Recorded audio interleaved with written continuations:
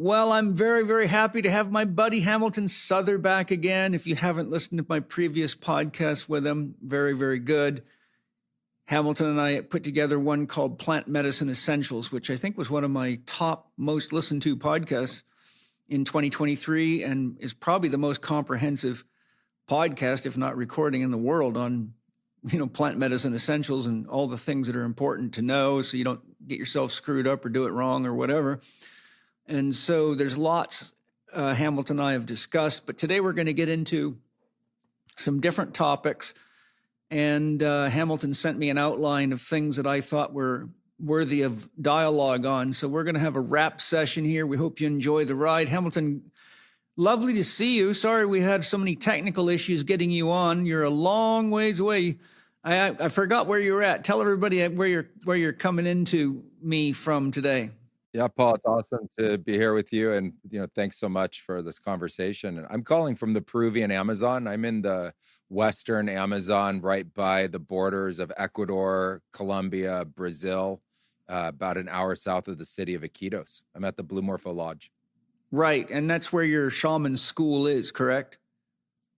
It is, yeah. Here's our main campus. We built the lodge in 2005, 2006, and we started training apprentices then. And we built out our courses and academy to have people learn from all over the world and then be able to come down here, have retreat, and also experience the practices firsthand.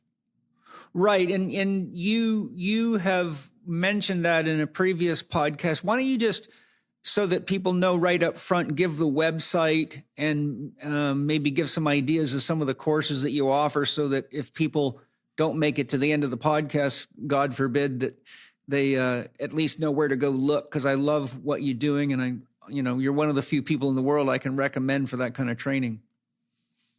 Oh, thank you so much, Paul. I appreciate that. We'll also have a link for your audience, a special link and a special series of bonuses for anybody who's interested. But you can go to bluemorpho.org as well and come see all of our offerings. We have a very limited 2026 schedule. We're in the middle right now of some amazing expansions and growth. And so we have a few retreats up there for people to come on, and our courses are available right there through the website. Oh, fantastic. Great. Well, lovely. You and I are going to, I wasn't sure what we would get into. So you were nice enough to give me some concepts to work with, and I love them all. And your first one, you're talking about heart-powered vision, awakening love and imagination through Hachuma, which for those of you that aren't familiar, that's the San Pedro cactus, and plant medicines during the early proliferation and adoption of AI. So right away when I saw that, I thought, well, that's a very interesting concept. I think awakening love and imagination is unbelievably important. And one of my concerns is that the research, there's now, I think, 3 studies I've seen, all of which show that the more we use AI, the less we use our imagination and the less conscious we are, really. We start becoming more like a machine itself. But why don't you take us into what you wanted to share there? You've got your heading The First War, Light and Dark, Fought for Human Soul, Early Plant Medicines. And I'll let you sort of kick it off. Amazing. Yeah. I mean, this last year, I've rekindled a deep relationship with Wachuma. I've worked with it throughout the last 20 plus years. And, it's a lesser known plant medicine, and it deserves its rightful place. It's an incredible heart opener and very grounding medicine. And it reconnects you in a deep way with earth, where that veil of the mind is lifted and you find yourself in the natural garden. You are in communication with the environment around you. And in that heart opening nature, whatever is that mind veil that, is distorting the nature of our perception goes away, and our imagination resets and turns back on.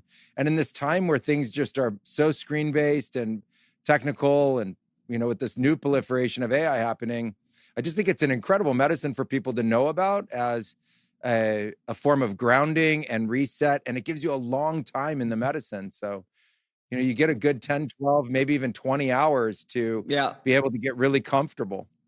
Yeah, most of my San Pedro ceremony has been about 20, 21 hours.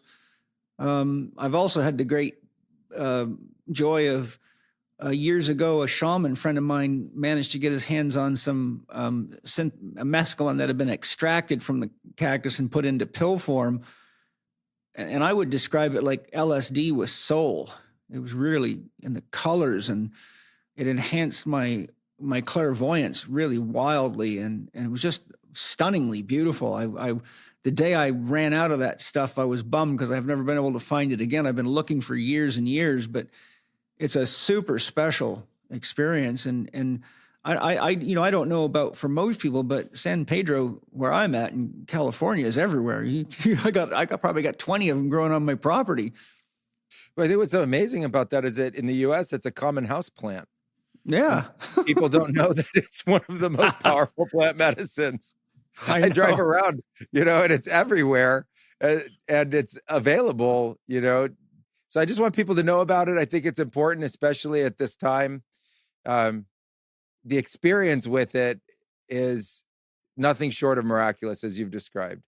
And so this opportunity to reset with our heart and deeply ground and come into a truer representation of who we are and what we are. And I think we've given a lot of our soul and a lot of our power over to machines. And I think it started in the Industrial Revolution and now moving into these greater expressions of technology. And I think that's actually an opportunity for us. It's an opportunity to awaken in what is our own creativity, our own sovereignty and power.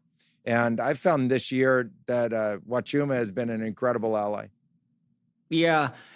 How available do you think it is amongst the journey guides, shaman, or whatever people call themselves out there these days? Is it? Have you seen it very available out there? No, I mean, in the Andean region of Peru it is, but I don't hear it very much. And so that's why I want to call some attention to it. Here at Blue Morpho, we offer it both here in the Amazon and also when we go into the Andes. And I found it to be a great complement to ayahuasca. So, ayahuasca ceremonies are incredible in terms of their potency and the nature of vision. And I found if you, at the end of a retreat, use a San Pedro ceremony as a form of grounding and centering once again, really with the earth, that you can process a lot of the visionary experiences that you had in real time, and so it's a great form of integration and a great way to continue the experience with the plant medicines. Yeah. In your title on that first bullet point, you have light and dark fought for the human soul through early plant medicines. I'd love to hear what you're pointing at when you say the first war, light and dark, fought for the human soul. Where were you going with that? We're in this time, and it's pretty clear to me that there's some kind of battle going on for our awareness, our attention, the information we consume and receive, the purchasing power we have with our own economy and our own money. And when I got down to the Amazon, I was trying to, in a way, get away from all of that 20 plus years ago. And when I got deep into shamanism, I found out that shamanism was fraught with competition in all different forms. Yeah. Intense, very intense. And it wasn't the utopian space that I had been in my mind in a deep illusion fantasizing about. And instead it was very animalistic and very much like the way you see in competition, rams hitting heads and elk buccaneer, antlers and stuff to understand the nature of dominance and forces. And I came to realize that somewhere deep in our consciousness, the war of light and dark emerged very early in humanity. Yeah. And we've never addressed it and fully dealt with it.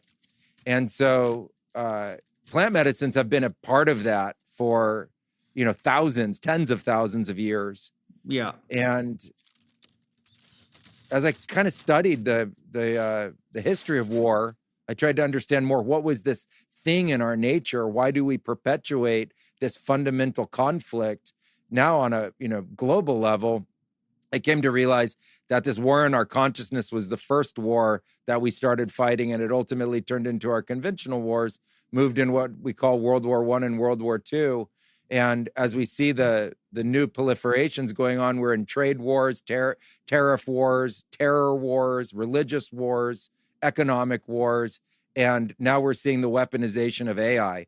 And so I just wanted to bring it to everyone's attention that there are these great technologies in the form of plant medicines that can help us in our own life address this within ourselves, how we want to know ourselves and navigate our relationship with our community and society that is also in a state of competition, and how plant medicines, especially Wachuma, can help open our hearts and help us find our own balance. Yeah, there's a couple things I'll share in regard to the war you're talking about. I think, as you mentioned, you can see, male animals of all types, from gorillas and chimpanzees to deer to buffalo, they all fight for supremacy over females. And it's quite a well-known feature of nature that nature selects out the weak and supports the strong so that you get proliferation of the strongest gene pools, which is inherently a survival strategy for nature. The healthiest, most diverse genes are the ones that can survive calamities of nature, such as starvation, such as heat, all sorts of extremes. And that's why a multiplicity of breeding is important. So, if you look at the evolution of species, I believe what they call junk DNA is really the DNA record of everything that's ever existed on the planet. And I know that from spiritual investigations inside of myself. And now you have a lot of great research coming from quantum biology and quantum physics and other sources showing the DNA is really a cosmic antenna that is extremely sensitive to even one photon, and that it's constantly sending and receiving, it's sending a biophoton within the body and between the systems of the body, but it's also receiving light through the skin, through the eyes, etc. The point I'm making is that, if you look, for example, we have 23% of the same genes as a daffodil, and I think 16 or 18 or 19% of the same genes as a banana, and 98% of the genes of a chimpanzee. So, I don't think there's anything that I've come across in my studies that we don't have common genes with. The reason I'm saying this is because when you look at the fact that it's fairly safe to say, there might be differing opinions on it, but the human being as a creature is the tip of the evolutionary sword of nature. And I've looked at studies and comparative biology and things like that, and they say that basically the human being's kind of like a collection of the best of all the parts of nature. We don't have the very best eye, but we got an eye that does really well for what we need it to do. We have a hand that's very specialized. We have, in other words, if you take the history and you say, okay, pretend you're Mother Nature, I want to create a being that's capable of doing things that I would have to collect a lot of animals together to do. Like crows have very advanced language skills and tool-making skills. Chimpanzees have special skills. Beavers have special skills. Shaman, as you know, historically, and native tribes studied these creatures to learn the knowledge that they had. They considered them wisdom carriers. So I think what is acting through our unconscious and our brainstem and our, what Paul MacLean would call the reptilian nervous system and our mammalian system, is that we still have all these drives that are acting through our instinctual systems and our unconscious. But once you throw a cerebral cortex on top of the pile, then you don't know when to stop locking horns or how many women is enough or how much money is enough. And it's kind of like the evolutionary drive of nature has gone completely wild because we now have a cerebral cortex that stops us, unfortunately, from being able to integrate the right and the left halves of the brain. The right half of the brain sees the wholeness of something and how the pieces fit together, but we're so trapped in our left brain that I think we get these ideas, and you couple the instinct to win or the instinct to accumulate or the instinct to kill, and you get too much left brain and you don't see the wholeness, and then the next thing you know, you got what we've got today. So I think that's a really important factor. And another thing that because as you know, like you, I've conducted lots and lots of medicine ceremonies over many, many years. The other factor is what's often referred to both in psychology studies and biology studies as the negative bias of the human nervous system. And at the reptilian level, McLean talks about the 3 reptilian drives. The first one is, am I safe? So the reptile is always going to look to see if there's any predators in its hunting territory. And if there is, it's going to go deal with them. If I'm safe, then I need to satiate. That's the second drive, satiation, feeding. And the third drive is procreation. And they're in that order because if you break the order, you lose your survivability. But here we are as a human species, we're often not safe because we're, spending money we don't have and living in ways that are not intelligent, eating garbage, and on goes the list. So we're breaking our first survival drive of safety. We're not focusing on what creates safety. The second drive is food. We're not eating real food. And third, we're procreating in an unsafe environment with an unhealthy body. And so the function of the negative bias of the nervous system is to survey the environment for threats, because you know better than anybody in the jungle, there's lots of things that'll kill you and poison you and whatever. So the negative bias is actually, in my opinion, often the source of what people call attention deficit disorder. And when people's, for example, if their attachment bond to their parents is not healthy, they're already a child that's afraid of their own home environment. So right away, the survival instincts of the body of the child is looking around for threats. Well, then you throw bad food in there, and now the system's collapsing into itself, so it's got another reason to look.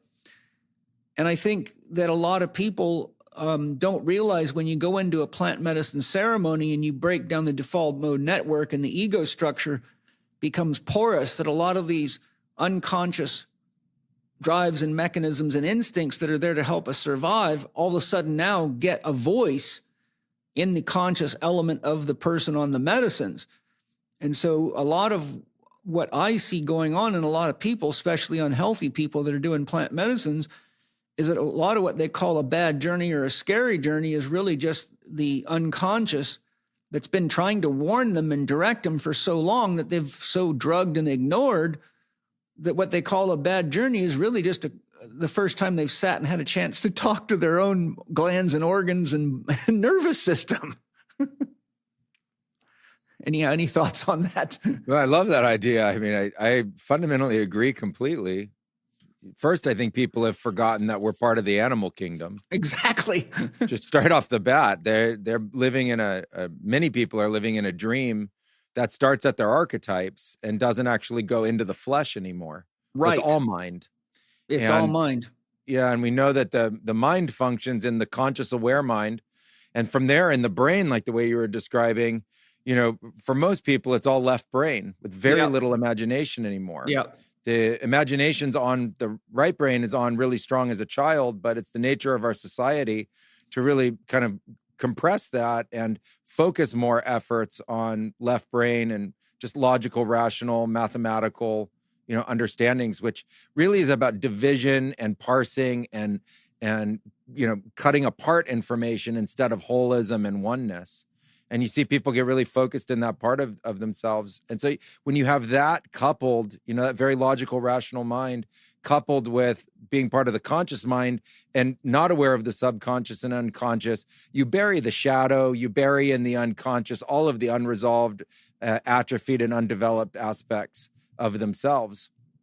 And we don't have in our society anymore any kind of rites of passage to help us really grow, especially through puberty and into young adulthood, to bring out those aspects of ourselves.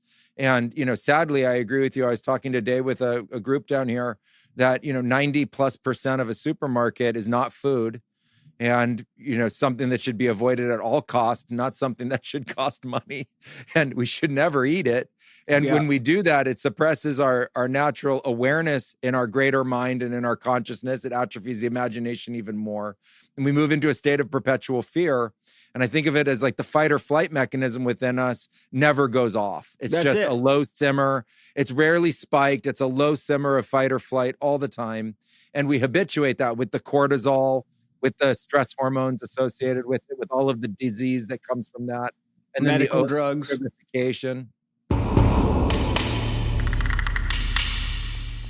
Hello, everybody. I sure hope you're enjoying the podcast as much as I am. I got something really cool to share with you. I think all of you know I'm not a biohacking type guy at all. I'm a bioharmonizer. Not too long ago, my buddy Aubrey Marcus turned me on to something really cool called Correct Fuel, and it's a great way to enhance your workout, support your metabolism, and just get more out of everything that you're doing. And not only that, for a product with ketone metabolites in it, it tastes damn good, which is hard to do.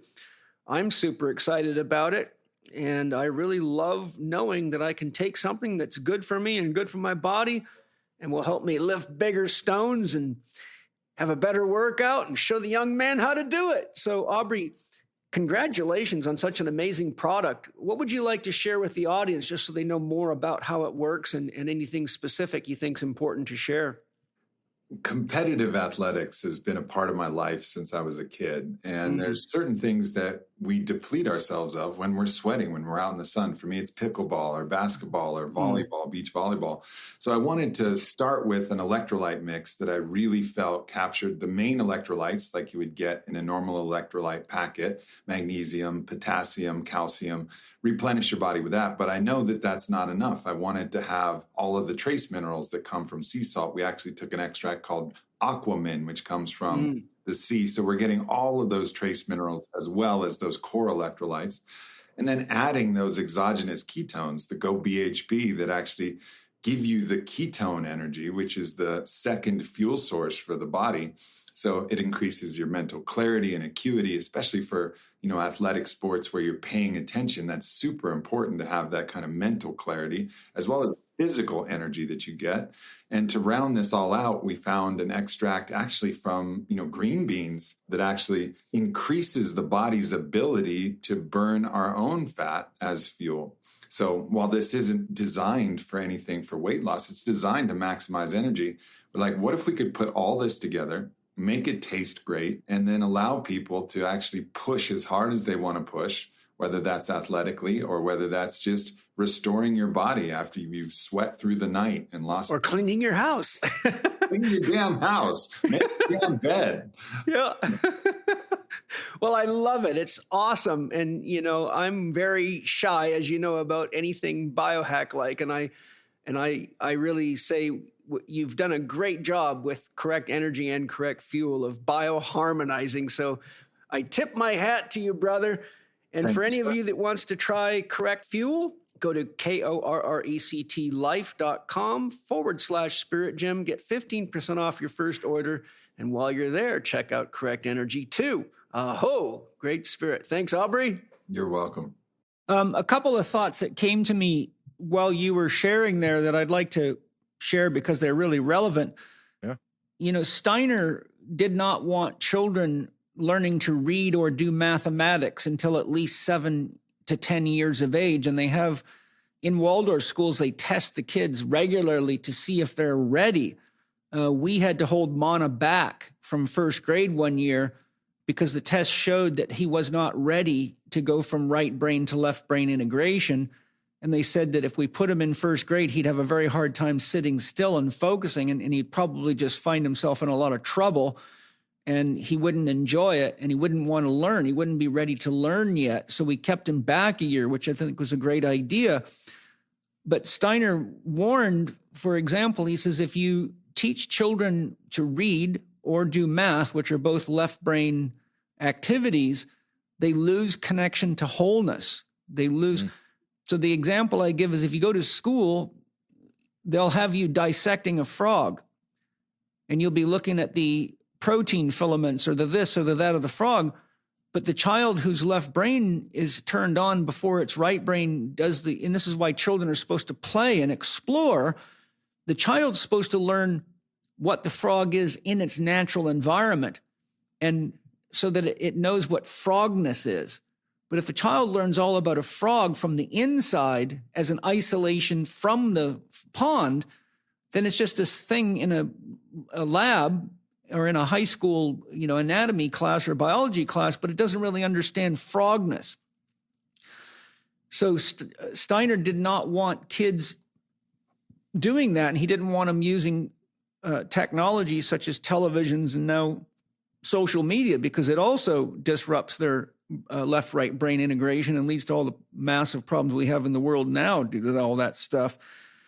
The other thing is, we talked about the animal side of us, but the entire gland and organ system is vegetative. I don't know if you remember, back in the 50s when somebody had a bad head injury and their brain didn't work anymore, they called them a vegetable.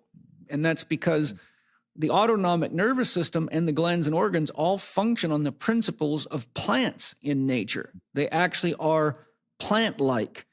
So, when you look at the fact that only 4 to 6% of the food worldwide is grown organically, it means we can't possibly be eating more than 4 to 6% of the food in the world is organic.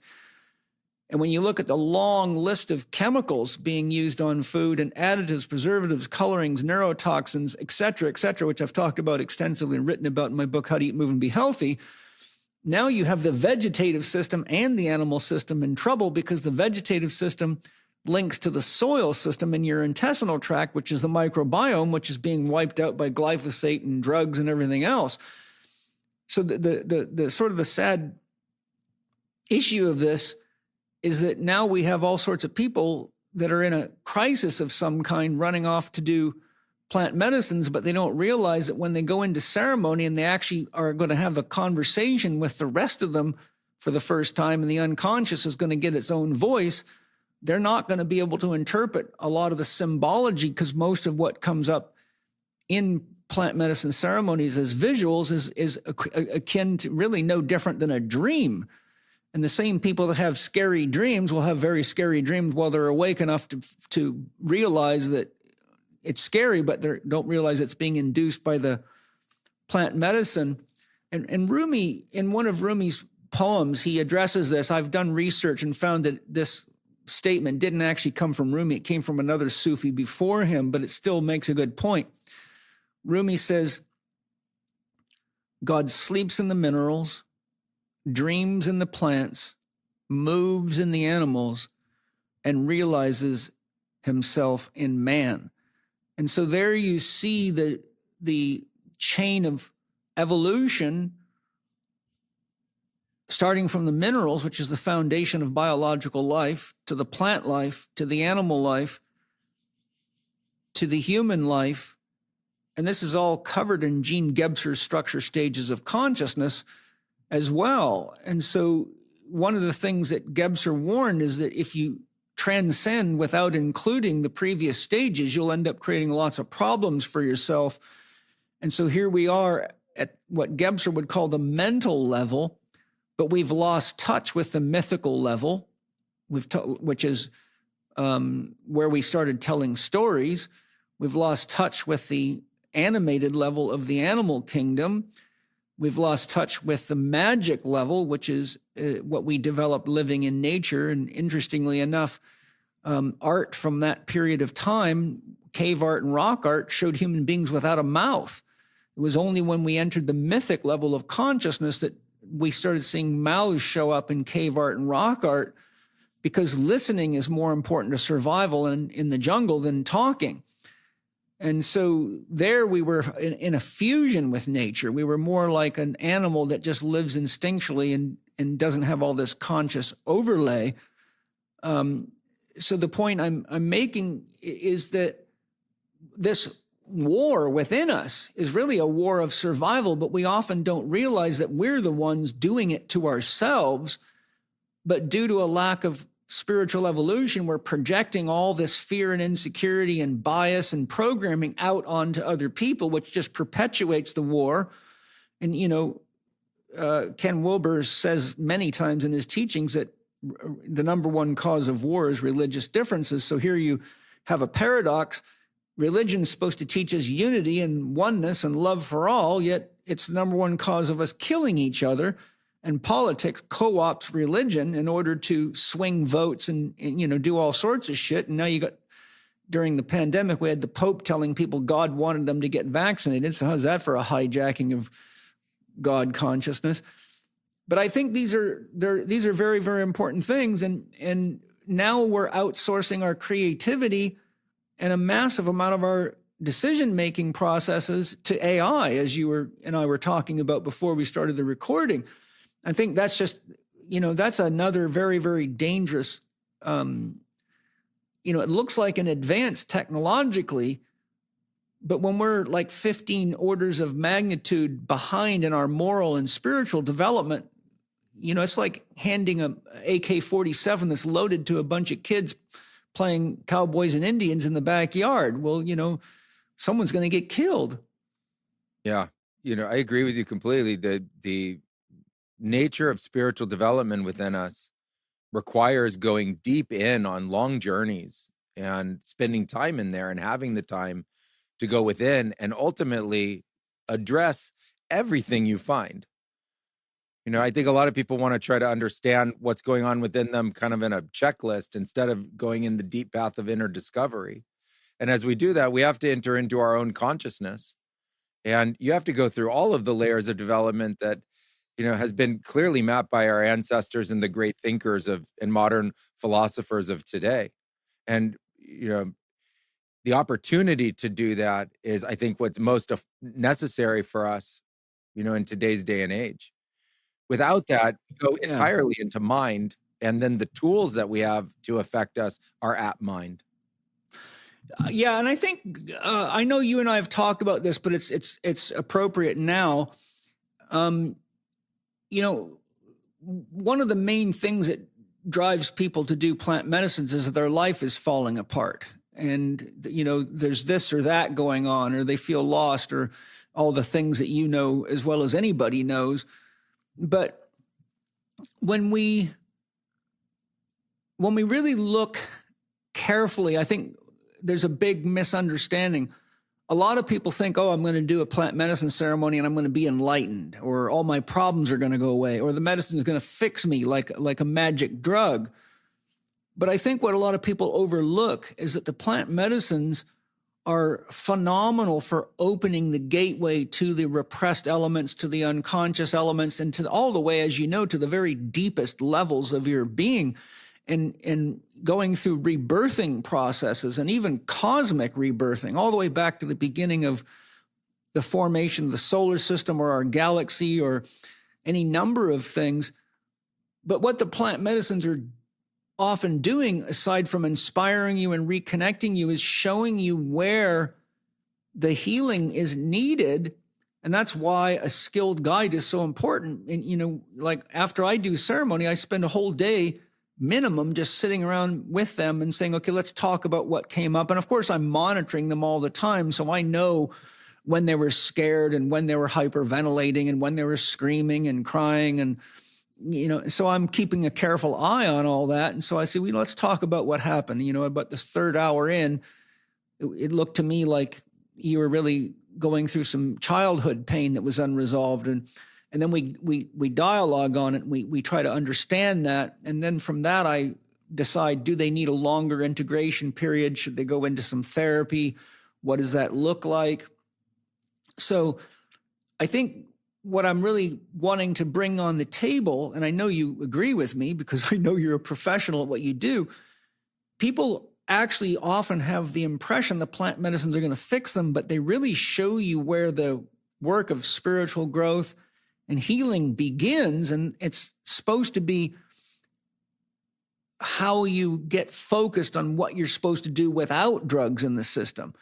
And that's when the real spiritual work begins. But what we've got now is a whole culture that keeps just going from journey to journey to journey to journey to journey, but they haven't done the work that the plant medicines have tried to inspire them to do And I don't know about you, but what I find is when people do that, they often find that the journeys get more intense, and the what they thought was scary before gets scarier, because it's just like a dream. If your soul can't get a message past the firewall of the ego, it just turns the volume up until you're so fucking scared you got to run around and tell people about it, and then inevitably somebody tries to help you.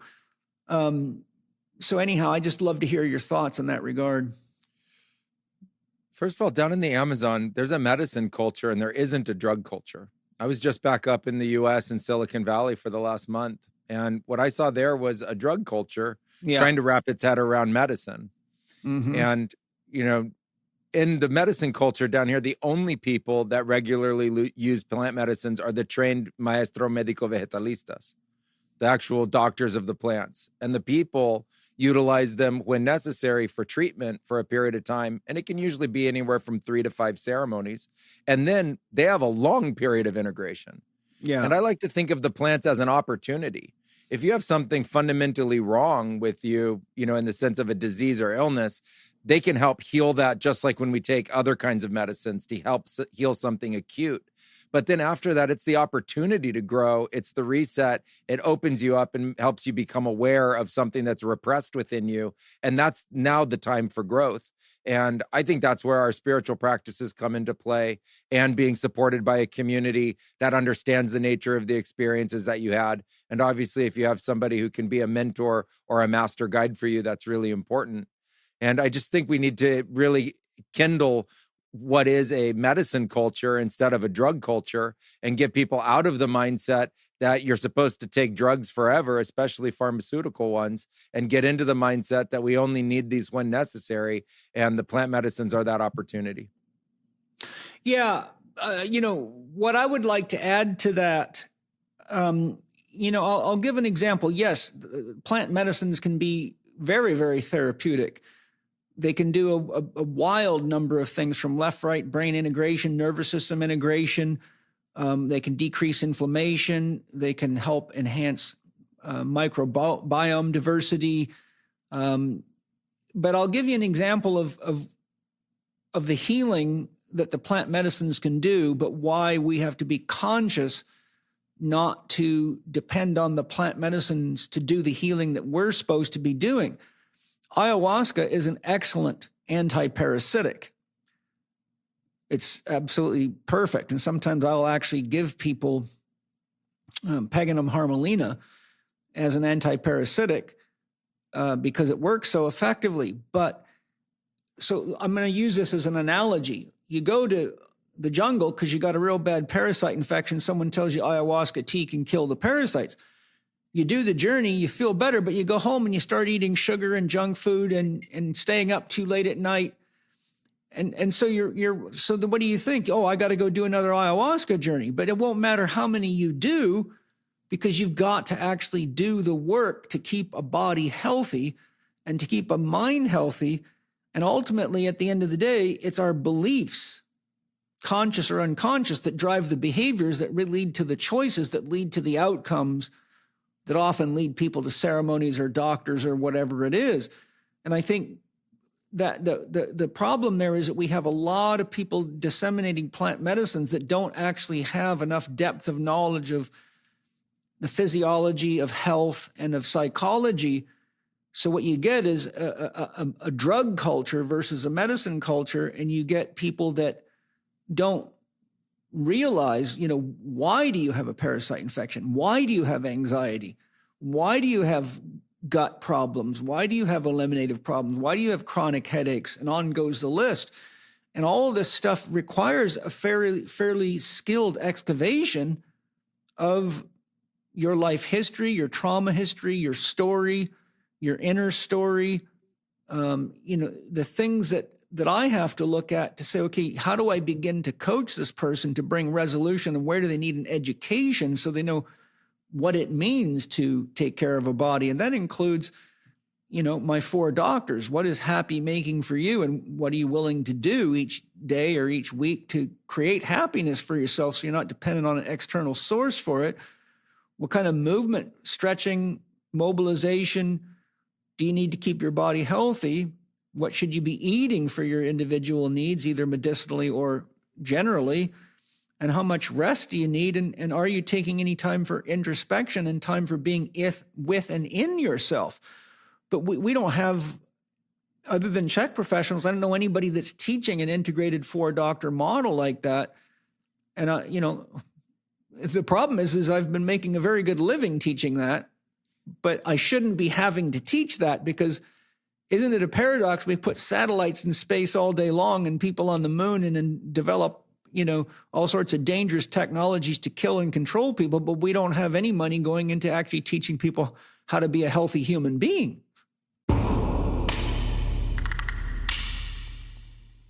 It's the time of year when many of us refocus and recommit to lose weight, improve our fitness, and in general set new health goals for the coming year.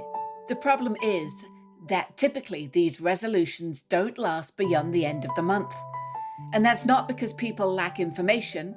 Most people know what to do, but they struggle because they've become disconnected from their body's wisdom and from their own inner voice.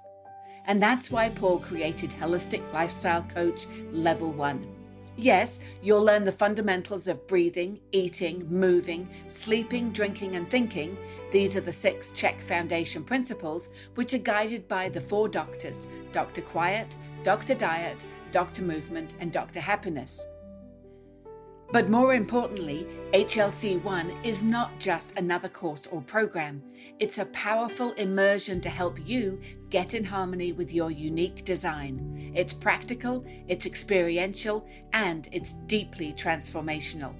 So join us this March at the Rainbow House in Southern California for 3 days led by Angie Chek. If you're a coach, a practitioner, or someone simply ready to take ownership of your life and your health, this is your next step. Spaces are limited as we keep the group small so everyone gets personal attention. Visit paul.chekinstitute.com for more details and to claim your seat. That's paul.chekinstitute.com to sign up for Holistic Lifestyle Coach Level 1. I think one of the huge problems we're suffering, especially in the United States, is that 25% of the GDP is set in healthcare. And, it's a misnomer. It's not specifically the idea of keeping people healthy. It's the treatment of disease in the, creation of disease and the continuous treatment of disease. And I think we as a society are going to have to make a decision at some point about health itself. Yeah. And, I've seen it down here in the Amazon. It's sad for me because when I got here 20 years ago, there was very little obesity. And the encroachment of Western culture and Western diet has proliferated from the cities, along with all of the advertisement and all of the ways that, the marketing and the large, billboards and budgets make things look really interesting for people around refined sugars and processed fats and processed foods. And ultimately what we now see is a lot of obesity. And, to watch that transformation in 20 years shows a fundamental sickness, I think, in our culture itself. And when we talk about that nature of war within our consciousness or deep conflict within ourselves, that's part of the conflict, is how we have our society oriented. And I would like to see our society start to measure the quality of our society based on the amount of health that we create instead of the amount of disease we treat. And, we need less patients and we need less disease, but we're currently creating it. And I'm grateful to you that you are, pioneering the nature of these models so that people can understand the nature of what creates health in the world. And part of living in the forest is learning how to live a healthy life. And it, embraces the kinds of thoughts that you're sharing. Yeah, I think two things, and you'll know this very well from being around so many natives, but I've seen all my life, because I've worked with all sorts of people and been all over the world and visited various native populations. But there's a real, and this goes all the way back to the earliest pioneers that traveled the world, whether they be Christopher Columbus or any of these guys.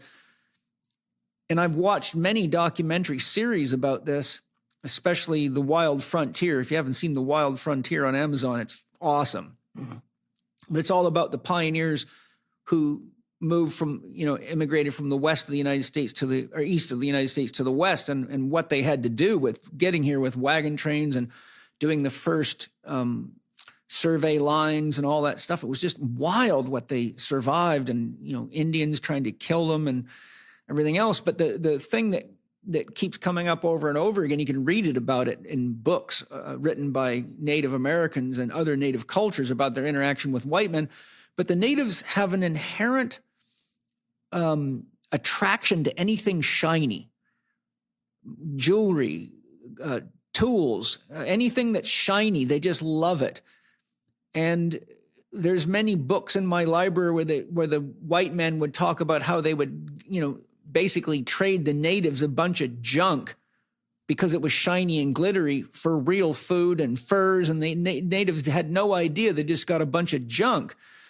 And so why I'm bringing that up is because we can see that now as phones are starting to get accessible to them, more and more television and technology. And so what you see is they're actually starting to spend their resources to get flashy things that don't add any value to their life, which leads to the same degradation. And here we are, Western people being tricked by the same shit, except it's the globalists and the big corporations that keep giving us, oh, look, your phone can answer all your questions. Your phone can be your new guru. Meanwhile, they're raping our minds and mastering our minds to learn how to create even a better mousetrap for us to profit off us on even more and keep us sick and keep us unable to resist. And so I think we've all got to be conscious of the difference between something that's shiny and something that's ultimately valuable, and whether it enhances your life or not. And the other thing is the news is constantly full of bad, scary shit because, again, they play on the negative bias. We're always interested in what's a threat to us because it's an ancient survival instinct. But I think it would be really beautiful to see. I mean, imagine if you turn on the news and half of it was devoted to people that healed from cancer with natural approaches, kids that had autism and got healed from detoxification or parasite cleanses or removing heavy metals or, things that inspired us to realize, wow, there's lots of ways you can heal and grow, or children that had learning disabilities, but a teacher showed up with a different approach. And all of a sudden, 10,000 mothers around the world go, oh my God, that's what my kids got going on. And, we ourselves need to start curating what we spend time investing our attention into, because that's what they keep feeding us. And if we don't orient ourselves toward things that are actually educational, positive, and inspiring, then we're going to go, I don't know how much far down the rabbit hole we can go with this negative spiral before the entire environment collapses and the human psyche is just so disabled. It makes me wonder if it's an alien force trying to take the planet over. I know there's nothing on the surface that they want because they're wiping everything else. So it must be minerals or stuff to make advanced technologies out of, because they sure as hell don't want us. The nature of our news has turned into, tabloids. When I was a kid growing up, my mom, as we would leave the supermarket, would point to the tabloids at the checkout stand and say, that's not news, honey. And now that is what news is. Yeah. And the whole world has become tabloid and reality TV, which isn't real. It's all staged. And it's a kind of like very low level melodramatic entertainment, which, perpetuates that fear cycle and a dopamine rush associated with that stimulation. And if we as a society decided that we wanted to progress and we wanted to progress ourselves in our lives, we can choose what we consume. And we consume with our eyes, ears, nose, and mouth. And I think that's the fundamental nature of our sovereign choice. And I like to help teach people how to regain their sovereign choice. And when we do that, we can start to consume what is really powerful. And we can start to build the groups and the media channels that support that. There's a constant flow of free scientific research coming into the world that is just showing what the young people and are discovering about the world. And it is at a pace that is really intense to try to even follow. It's hundreds of new research papers a day that could be synthesized in simple ways for us to understand all of the life improvement skills that you've been teaching for years. And I support in teaching can be brought forth into the public. And in reality, when we take that perspective, it's not hard to completely reorient and transform a life. It's actually really easy, step by step, if we use the majority of our time that way. What's really hard is when we consume 90% of our time in junk and try to just interject against it that 5-10% of the time. And that's that nature of commitment. And when we can make that decision within ourselves and find that commitment to have that sovereignty in our choice, we can decide what we're going to start to consume. And it's out there. The important thing is it's out there. If you look for it, just like listening to this podcast, you get really enriching information that can support and help you grow. And I think that needs to be the nature of our focus. Yeah. And I having coached thousands of people this January, I'll have been a therapist for 42 years. So you can imagine a lot of people have crossed my path, and I've got thousands and thousands of students all over the world.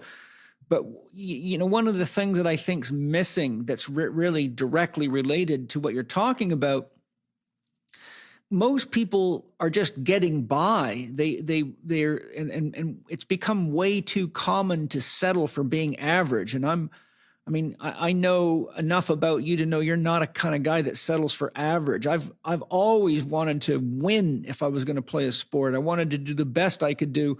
When I was a mechanic, if you brought me your car, I wanted to give you the best damn service I could give you, because it was my esprit de corps, my pride, my pride in workmanship. And so, we have enough information available for free. For God's sakes, I got 1,300 videos on my YouTube channel. And a funny story, I recently had somebody in class, and I don't know, after like day 2 of a 5-day holistic lifestyle coach training program, they raised their hand, and Angie was teaching. I just came in to say hi and see if anyone had any questions. Someone raised their hand and they said, Paul, I've watched most of your videos on YouTube, and most of what you're teaching is in this class you give away for free. And I said, let me see your health appraisal questionnaire. And they held it up, and it was full of high scores. I said, you see, I gave it to you for free, but you didn't do any of it. And here you are, now that you're paying $2,500, you got an investment. Now you're getting interested, aren't you?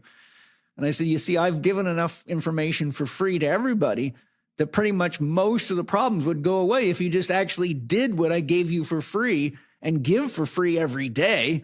I wrote a book for $25 that you can change your whole life with, called How to Eat, Move, and Be Healthy.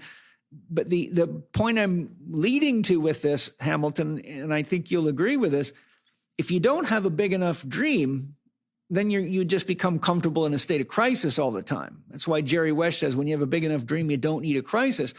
And I think because the inertia of society is heavy and the center of gravity is very low, I think step 1 to becoming healthy, to using plant medicines in healthy ways, to having healthy relationships, a healthy sex life, to having financial abundance, is to ask yourself, what is it that I love enough to do that my heart can buy into? Because it's only then that you can set a realistically achievable goal and not have your head or your friends or the weaklings of the world talk you out of it, because your love creates levity and the programming creates gravity. So I feel that it's very, very important for anybody, before you get into anything, whether you're going to take a class in university or get a new job or go on a plant medicine center, ask, what is my dream for what I'm about to do? How is it going to enhance my life? Why do I want to make these diet and lifestyle changes? What inspires me to do it? And how will I apply the extra energy, the extra creativity and vitality that I will accumulate from this process? Because if you just run the old software and you get a great meal, or you get a great, so I could bring someone here, feed them for a month, but if it didn't work on their mindset, it wouldn't be a month and they'd be right back where they started from, and it would all be for nothing. So how are you helping people as far as orienting themselves towards something beyond the ordinary within themselves. I think we've been presented the ordinary, and so the thing is to get out of that. And we started talking about the reawakening of the imagination, and that's where our dreams come from. Mm-hmm. And so I think, a great starting point is to make that commitment to get a new imagination. And a process that we know very well associated with that is to use plant medicines as a way to just pattern disrupt immediately. I think one of the best things about plant medicines is that in an hour, you can go from whatever you were habituated thinking in your mind to an immediate disrupt. And under proper guidance, you have an opportunity to get that dream. And then with it, you can use that as your North Star. That's the, compass facing north that becomes now what we work on creating towards.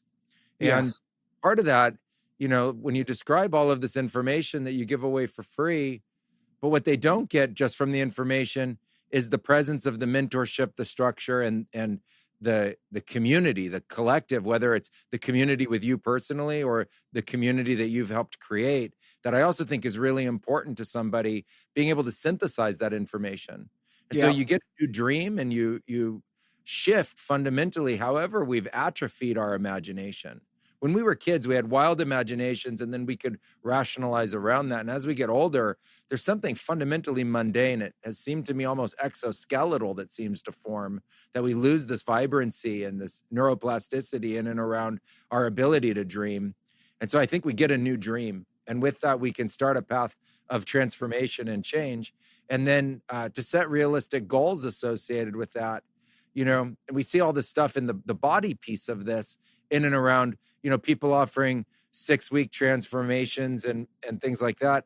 And what I like about the understanding of that is you can see change in your body in 6 weeks, but it's a lifetime of actually continuing to practice those changes that builds health. And that becomes lifestyle. And so a new dream knocks us out of that kind of mediocrity. And I'm saddened by the fact that our culture has sold us mediocrity as the thing we're supposed to crave.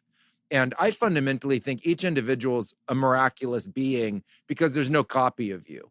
I can't find a duplicate copy. So there's of whatever you are in this world, you're the only one of that. So I don't need to compare that talent set to someone else. I want to know what is your talent set and what you're interested in and get a dream, that can really work for you. And so I love plant medicine for that. In all the work that I do, a lot of the work that I do is really mundane in the sense of just day in, day out, whether it's computer work, tech work, the nature of running our business, et cetera.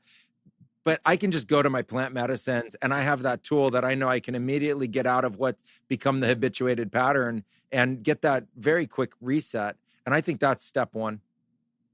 Yeah, I've found in my life that I've needed, when I started doing plant medicines and did a year of training in the use of them in 2006. So that was 20 years ago. And there was a period where I had to do a lot of deep healing, a lot of childhood trauma and things that were just unresolved, family chaos, and a long list of stuff that most of us carry. And I was just so busy that I was so focused on achieving my goals all the time that I didn't focus on my pain. A good example is when my brother committed suicide. It was extremely painful. And I went through probably about 6 or 7 months where I had a kind of a veil of sadness around me and just, tears would spontaneously come up. And I used to be afraid because I've traveling and lecturing all the time. I'm like, what's going to happen if this happens in the middle of a lecture? I mean, people are going to think, what the hell's wrong with this guy? But so I used the strength of my drive and intention to repress it. But once I started doing plant medicines, my God, the amount of pain that I didn't realize I had over my brother committing suicide. I mean, there was times I cried so hard, I thought I was going to break in half. I thought I was going to be dehydrated. My shirt was soaking wet from the tears. And I remember just coming out of, the first one of those ceremonies and thinking, I really hope I don't have to go through that again, and saying to my soul, please, are we done with that? And my soul would say to me, not yet. There's still a lot of grief in you that you've got to work through. Well, the long and the short of it is I had to go through that 3 more times. And every time it was so sad and so heart-wrenching, but I got to actually see it from different perspectives. I used my abilities to find my brother in the afterlife and talk to him, and talk to my grandparents and people on the other side to see how he was doing and things like that. But these are not things that you can rush through. And the point I'm making is, if I hadn't have been introduced to plant medicines and started doing them ceremonially and for healing purposes, I don't know what the effect of carrying all that grief in me would have been on my heart rate, my blood pressure, my digestion, my elimination, and a knock-on list of effects, because, the body's like a spider web. You can't touch one part of it without the whole thing being affected. And I'm only giving one example. I could talk for hours of all the things like this that I had to work through, that the plant medicines they gave me the ability to find what was hiding in the basement that was too painful. But when you take time out to do a properly run ceremony, and you're there to cry, you're there to feel, you're there to ask for help from a proper guide. You're there oftentimes with friends that can help support you through it. And then you're also awakened to what your real inner state is, which means, you might come out of a ceremony like that and realize, I really need the help of a skilled psychologist, or I need somebody that can do family therapy, or any number of things that you wouldn't have known before, because the way the world's moving so fast, we don't really have time anymore to feel. For example, I recently saw a statistic that was pretty shocking. In the United States, 72% of people making $300,000 a year or more, $300,000 a year or less, cannot meet their survival expenses without using credit cards. And that goes up to $300,000 a year. The number one cause of bankruptcy in the United States for the last several years has been medical expenses. So when you get a person in that state, they are pushing so hard to try to figure out how to make more money and how to survive. They don't have time to do the inner work, or even will talk themselves out of going to see a psychologist or a therapist. But once you sit down with the proper ceremony and use of plant medicines, the plant medicines put all that shit right on hold. They say it's time to have an honest talk.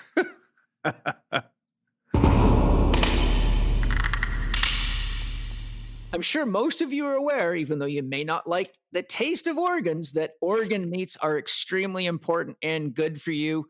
And I've got great news for you. Paleo Valley makes an amazing grass-fed organ complex that's unique and better than anything I've ever found out there. So much better, I wanted you to hear right from Autumn Smith, its creator, exactly what you're going to get from their grass-fed organ complex. Autumn, get us informed on why we should be using your amazing organ complex. Okay. Well, like you said, organ meats are nature's multivitamins. And when we use them, we feel this energy and this stamina. And most people don't like the flavor. So what we did was we took grass-fed and finished organs like liver and heart and kidney, and we just put them into capsules so that you can get all the benefits, the beautiful benefits of organ meats without actually having to taste them, without liver burps, of course. And they're just freeze-dried. So again, they're not processed heavily in any way whatsoever, and they are sourced from American farmers using regenerative agricultural practices. And I sincerely hope you love it. And all you have to do to try Paleo Valley's organ complex and get 15% off is to go to paleovalley.com/Chek15. That's paleovalley.com/CHEK15 to get the benefits of nutrient-dense organ meats full of vitamin B12 without the unpleasant taste. When I think of our time, we have all the time there is in this world. We're all given the same amount of time in a day. I've been looking recently really strongly at how we use our time. And, I grew up in what they call the rat race. And I needed to take a good hard look if that was the best use of my time. Yeah. And if we're in a society that's crushing us to debt and crushing us to bankruptcy and, inflating the cost of health care, we need to take a good hard look at how we're going to live and how we're going to orchestrate our own lifestyle. The reality is that if we follow the lifestyle that's prescribed for us, it's going to result in disease and debt and high propensity for bankruptcy. And something worse than death, a very slow death. Slow death, exactly right. And that's ultimately at the gain of somebody else. Yeah. And so I think right there, that's what I call a hard no. That's when I say, actually, I have all the time to do something about that. I have time to find the sovereignty in my life about my choices and about how I'm going to spend my time. And I'm not going to make more money by trying to do more in a day in a faster rat race where there's someone else who wants to run faster. I'm going to have to make smarter choices and really take advantage of the limited opportunities that I'm afforded and make some serious pivots that make that possible. And there's no way I'm going to be able to do that with the kind of sadness and emotional stress inside me that you talked about. And so I think we have to learn how to process our emotional states and feeling states in real time. And the only thing I know that's ever helped me be able to do that is taking some time for some plant medicine and getting out of that spinning mind and getting into feeling. And, that grief, 4 big ceremonies of going through that grief around something as potent as a suicide is actually, I think, incredibly fast transformation compared to what it could be to hold that and carry that for 30, 40 years or a whole lifetime. And so when I hear that, I hear a miracle that plant medicine can provide the opportunity to get in there, right? Otherwise, we don't even know how to. That's the part that I think is so hard is that, in our mind, we have an abstraction of our emotion. We don't even know how to get back into our feeling in the face of that kind of trauma. And I feel like I lived an incredible amount of trauma before I started to find my own healing. And the plant medicine tools were what made it possible. It opened the door so that I could walk through the door and start to find my own path with it. Yes, it's all very true. And I agree with what you said totally. When I was a younger man, I studied along with Napoleon Hill and many others. One of the guys that I studied was Earl Nightingale. And in one of his books or courses, he said something that stuck with me, and I've used it as a therapist 1,000 times. He said, time cannot be managed. Everybody has 24 hours a day. No matter who you are, only activities can be managed. And that's why I think my 4-doctor system is so critical, because until you know what your dream is or your goal or objective is for your life and what's important to you at the heart level, you don't really know how to partition your activities so that you're focusing on what is the most important way to express and use yourself. Like, how do I, if it's a choice between watching some stupid show on television or another football game or a boxing match versus cooking some real food or doing some Tai Chi or going for get some exercise or whatever. So, I see people like you're talking about, they're always running out of time. I don't have time. I don't have time. And I tell them, you will have time when you got cancer and you got 4 months to live. You will have time when you're broke. The soul will guide you right into the perfect amount of time you need to get honest with yourself. I think that, what I'm saying is we just need to remember that it's not time that's the issue. It's how we manage the activities and the choices we make around what's valuable to us. And I think a lot of people are confused about that because they don't have a big enough dream to organize themselves with intention and say, okay, this is, if I want to accomplish this, if my goal is to climb a mountain with my kids and have a vacation, but my back hurts, then I got to make sure that I put time in place to do the stretching and the diet and lifestyle modifications that my therapist told me I need to do, because all the social media and television is not going to get me there. So there you have to have a North Star, and you've got to have some way of weighing what is the value of a given activity versus another activity, so that you have a clear sense of when you're moving in the direction that your heart is calling you to go in, or you just become an average person. The activities that we choose, set up everything that comes next. I don't think people understand the power of their choice. You're going down a road and you have a choice, left or right. If you choose left, you'll never know what was right. And if you choose right, you never know what was left. And in our societies, there's a lot of people that are trying to get you to choose left for their benefit, not for your own. And so I think that's where we have to understand the nature of the power of our choice. Yeah. And that's how we choose the activities. We choose how we spend our time. We choose who we spend it with. And in that dream, you can dream your way out of being the prey to someone else's predator.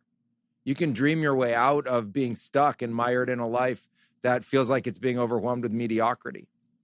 A good example of that, I go through a week, maybe 2 weeks, and I'll start to feel like I'm getting stuck in a rut. And I'll do my own small plant medicine ceremony for myself. And the only purpose of that ceremony is to reset with the clarity of the choices that I'm making and how I'm spending my time and what I'm spending my time on. And every time I do that, the creativity I have the next week as I go and address my life is fundamentally improved. And so I think that, we have an opportunity in our lives at any given moment to change the direction that we're headed in. It just seems like we can't because we've imagined something that's insurmountable. And the reality is, if you stop, like you said, in that moment where you're just sitting there and not that, when someone gets really sick, it's funny, that moment kicks in, the one that you described with like cancer and 4 months to live. But it also happens when you have flu. It happens when you just get put down for a period of time. That mindset of too many activities with too many things to do with too much, you realize is only in your mind. And fundamentally shifting that is what gives you the power to move on. Yes. Yeah, I think too, the soul attracts whatever it needs to wake us up to what we're really here to do and what our real growth potential is. Jung, in his teaching, says that the self always carries maximum polarity to ensure growth. Said another way, it doesn't matter how enlightened you think you are, God always puts just the right amount of weight on the bar to grow you. So for me, the way I describe that is as we evolve spiritually, our challenges go from I, taking care of myself and, what your individual needs are, to we. You end up married or in a committed relationship and having sex, and that increases the complexity of life quite a bit.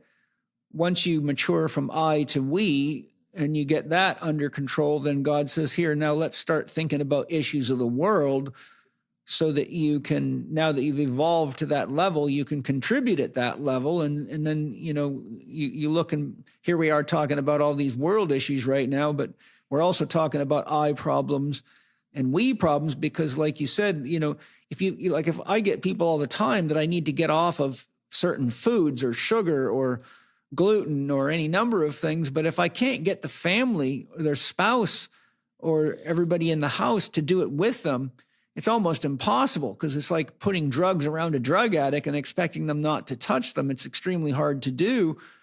So you see that oftentimes the we helps the I, and the I is inherent in the we. But my only point is that as we grow, our challenges grow to meet us where we're at. But the self, which includes the soul, the unconscious, the highest self, and the ego, that's the self complex, carries maximum polarity. The question I ask people, look, your soul's going to give you work, no matter which direction you go. The question is, what kind of work would you prefer to do? You want to do the work of growing in love because you're not having to focus on surviving, your body's healthy, and so therefore Great Spirit says, let's learn how to manage yourself in intimate relationships. You want to grow as a parent. You want to grow as a teacher or a guide to others.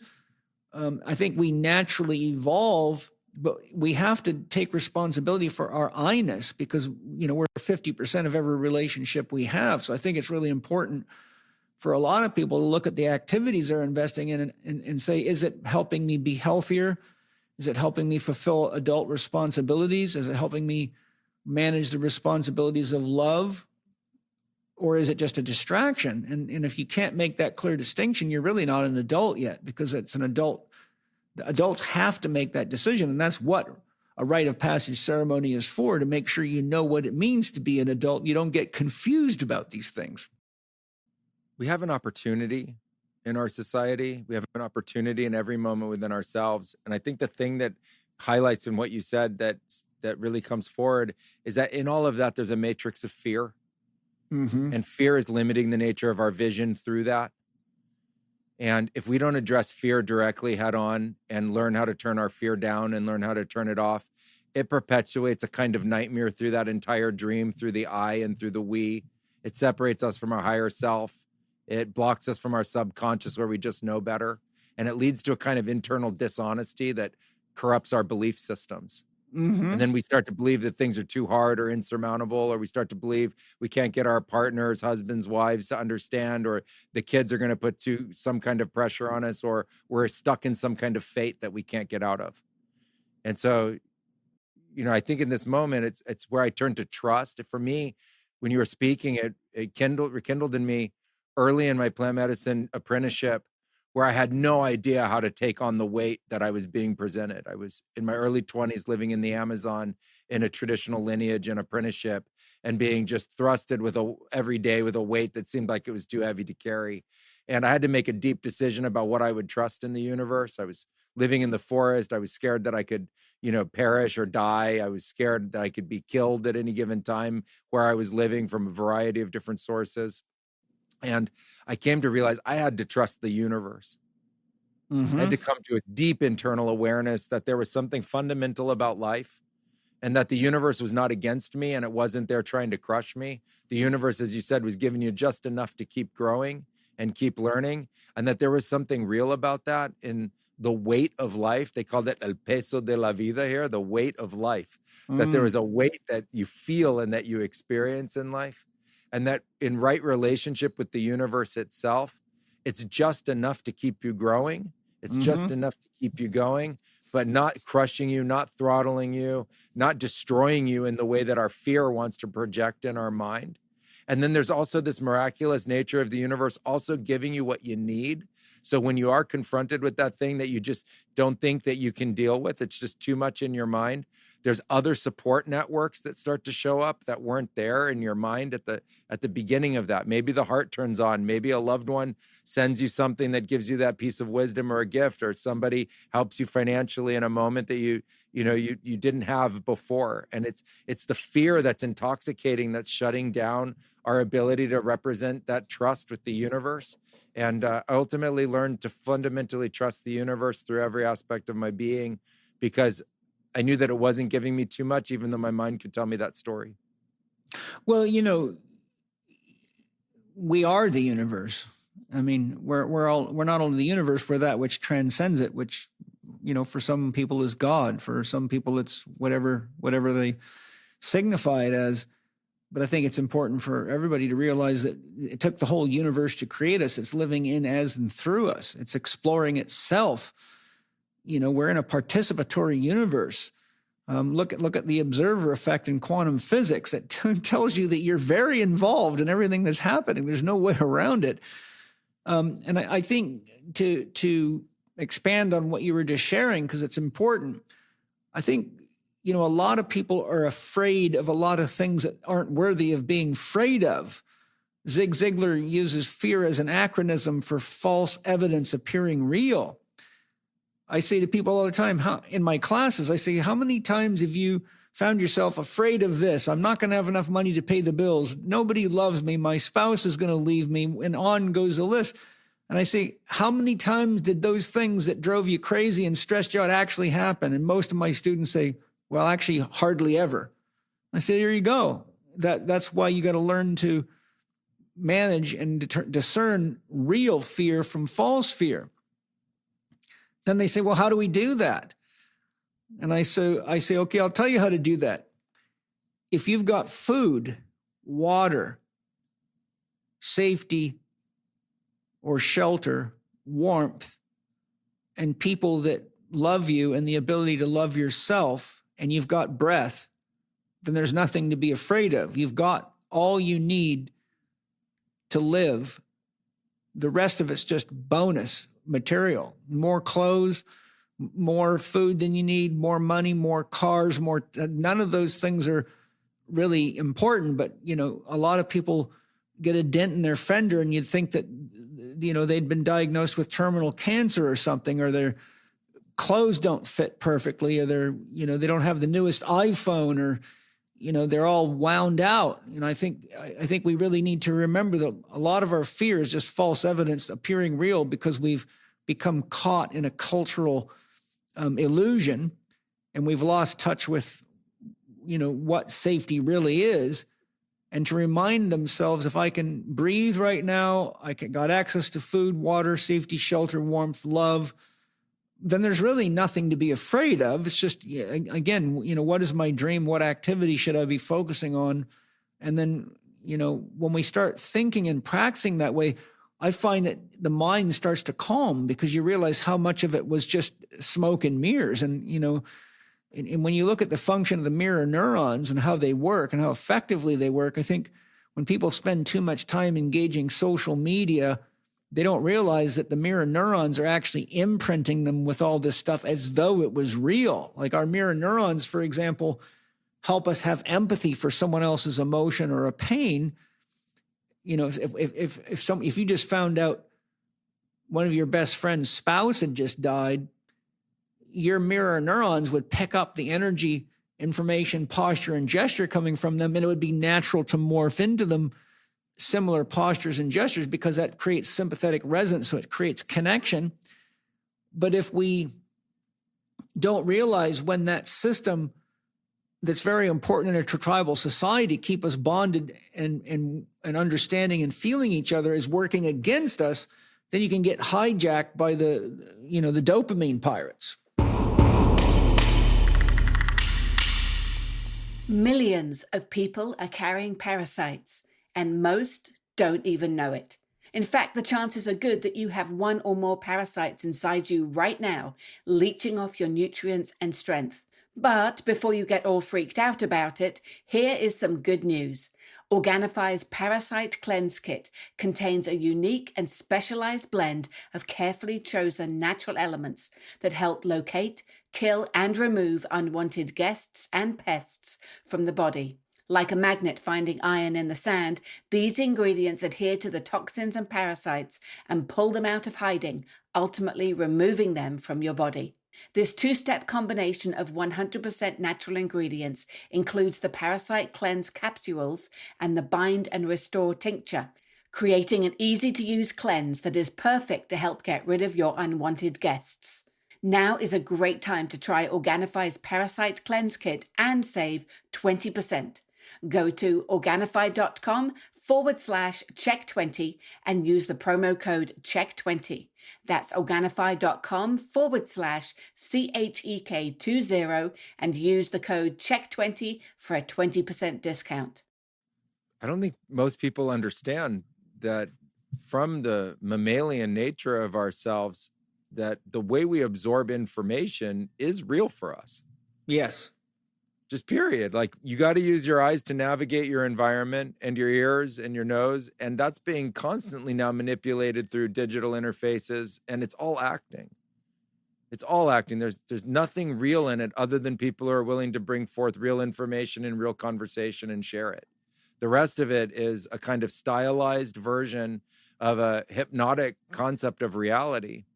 And it's about stimulating you and entertaining you I personally don't find it always so entertaining. Often I find it really quite boring and frustrating, but it's about entertainment. And when we absorb these stimuli, they become real for us.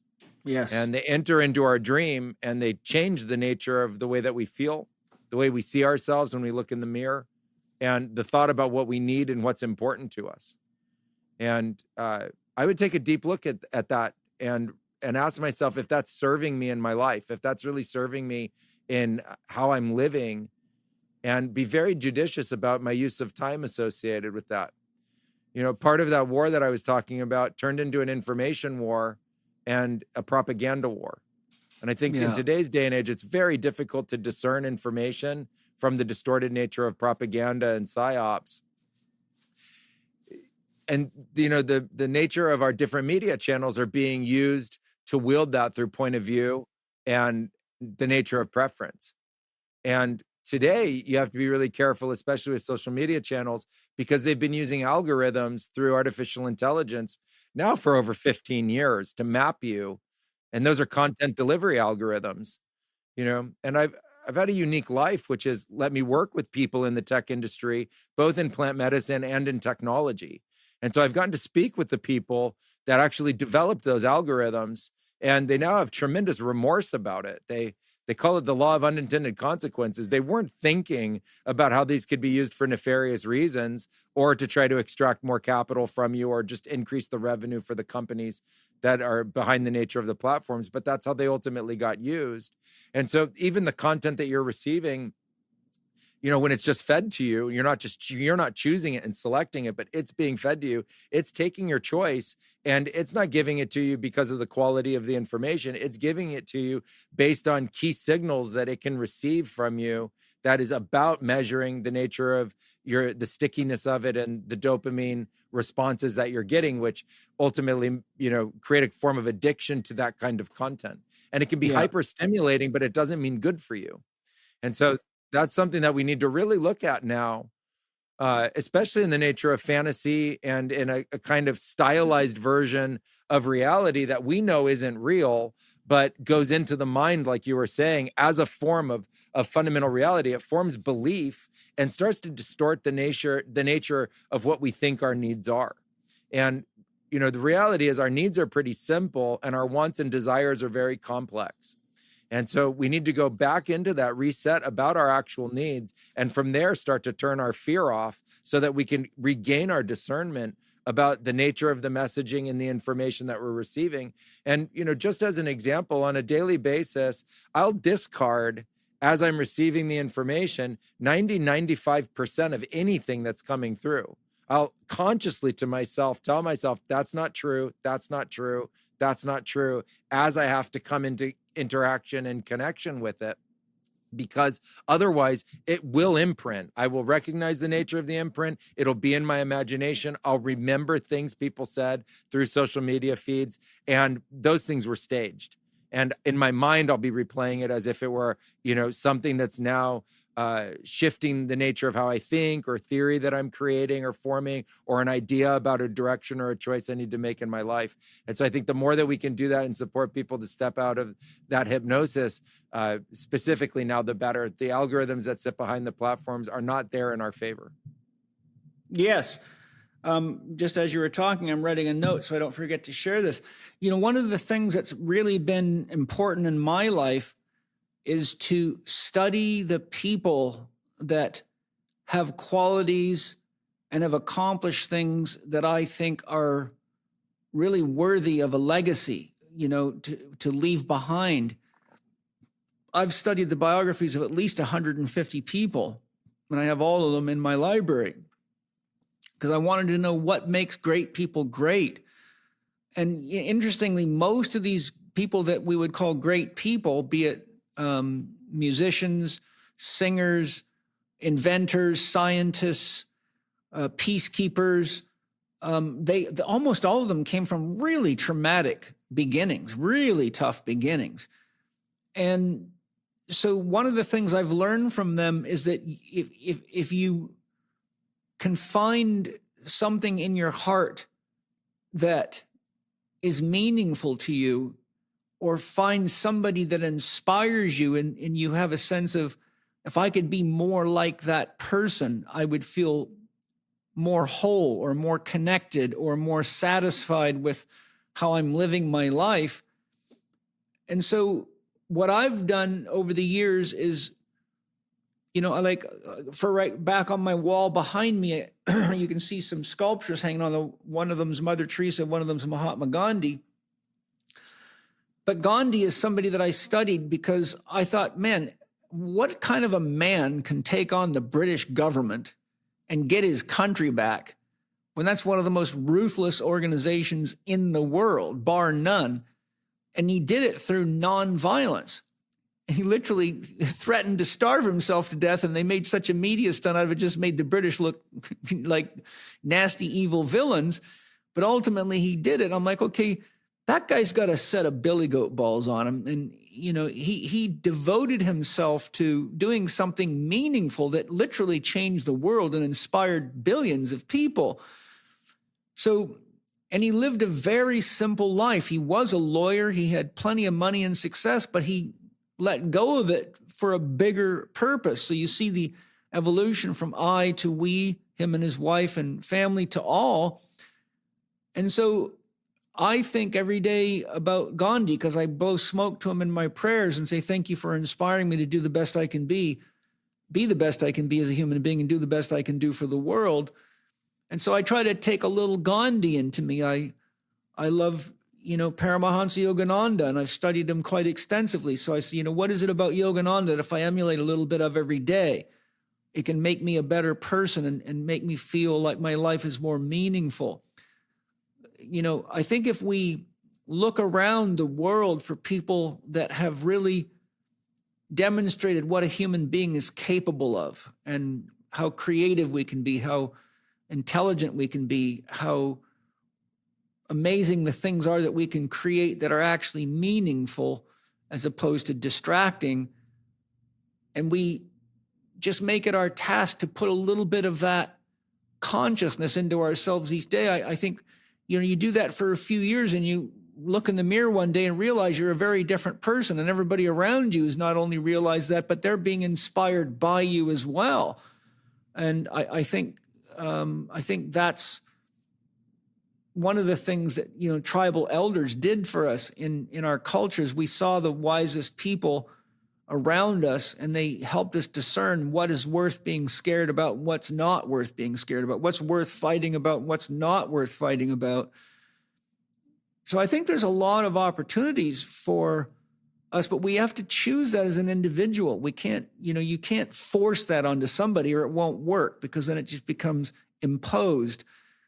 But I think inside of each of us, our soul wants to express its unique genius and its greatness.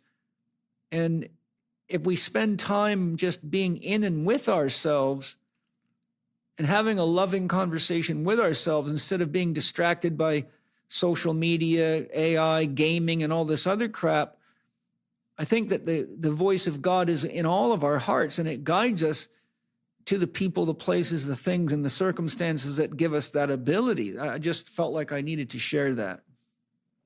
Julio, my teacher, his name was Julio Llerena Pinedo. He was a great mystic and elder here in the forest. When I met him, he was in his mid-80s, a great visionary, medicine man. And he said to me, choose your teachers wisely. Choose your teachers wisely. And he meant it in spirit, and he meant it in person.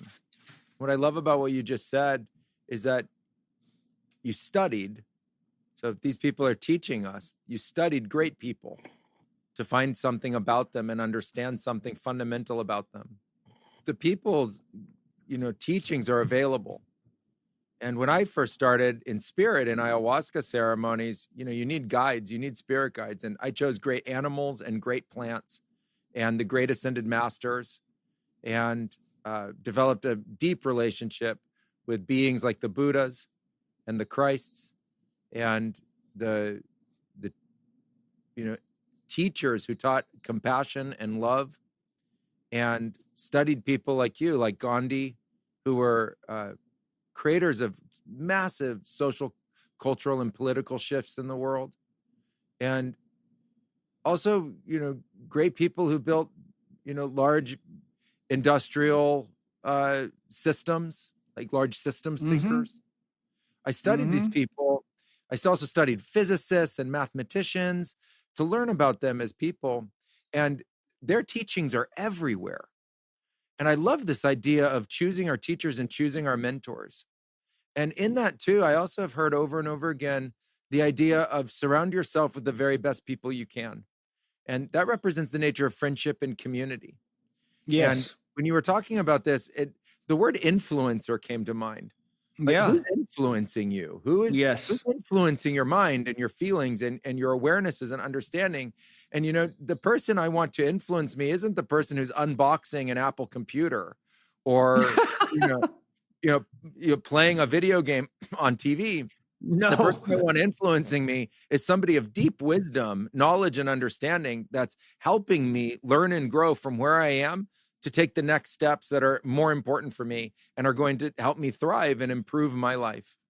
And that's what really came through when you said that. And I just love that. And it reminded me and really brought forth Julio and his incredible teachings for me, because he was one of my original influencers, tremendous mentor. And these other people's teachings are available. We just have to query them. I'm not going to expect a social media feed to feed it to me. I just need to go Google search it and go find it myself and go start reading the books that are there and available. And now a lot of that has been transferred to video if you're more a video learner. So documentaries, there's a lot of great ones. A lot of great documentaries. And you can start to be influenced by the people you choose. And I think that's one of the first steps, one of the great first steps in changing the direction of your life from where you are now. And if your life is even going in a great direction, the more of that you can bring into your life, I think even the greater steps that you're going to be able to take. And you triggered that for me right now in this moment. And that idea of choose your teachers wisely and study great people who expressed tremendous benevolence and power and the creation of incredible legacy. All of that resonates so strongly. My mother's a very, very, very skilled sculptor, and she specializes in peace people that devoted their life to helping create peace in the world. She's now, I think, on her 24th sculpture. Right over here, I have the Dalai Lama, who I've studied extensively. I've got Albert Einstein. I've read 3 of his biographies and studied him extensively. I've got Chief Joseph of the Nez Perce Indians. I've got, many. Father Gregory Boyle, who was a Catholic priest that devoted his life to starting small businesses specifically so that when people came out of prison, they had a place to go. And he focused on hiring prisoners and people that had a hard time getting jobs and helping them come back into the world and giving them somebody that was a safe guide to help them, deal with their pain and ask deep questions. We've got, as I said, Paramahansa Yogananda. If people haven't read the autobiography of a yogi, it's a phenomenal book, and there's tons of Yogananda's teachings. There's a self-realization fellowship, which is available, all over the world. They probably do online stuff now, but that organization saved my life. David Bohm's a hero of mine. There's a phenomenal documentary on David Bohm, who is one of the pioneers of quantum physics. One of the documentaries I saw a few years ago that blew my mind, I actually watched it a couple of times, was, do you remember the musician, trumpet player Herb Alpert? He had a band called the Tijuana Brass Band. Well, he's produced piles of hits, amazing. And he started his own record company. I forgot what it was, but so many of the musicians were getting ripped off by the record companies. He started a record company that was pro musician and singer to help them have more creative license, and it became a massive success. But Herb Alpert is an artist, a really great artist and a philanthropist. And there was a school for children in New York, a music school that was going broke, and someone reached out to him, and he invested millions of dollars and completely revamped it, brought in top-notch equipment, and great teachers. And so if you go on Amazon and search Herb Alpert, Alpert, and watch the documentary of Herb Alpert's life, it's mind blowing. And like you realize there's this amazing people out there, but they don't get any airtime, unfortunately. I remember watching a documentary my buddy Jason Picard turned me on to of a guy who became a famous artist in prison. And they interviewed him and he talked about how he had to sneak things like soap and crayons and, all the stuff they had to do so he could do art without getting caught. And the amazing art this guy was able to do. And now he's got huge art shows all over the world. He's a wealthy man, and he turned his painful prison experience into an opportunity to grow his creativity and left hell to create heaven for himself.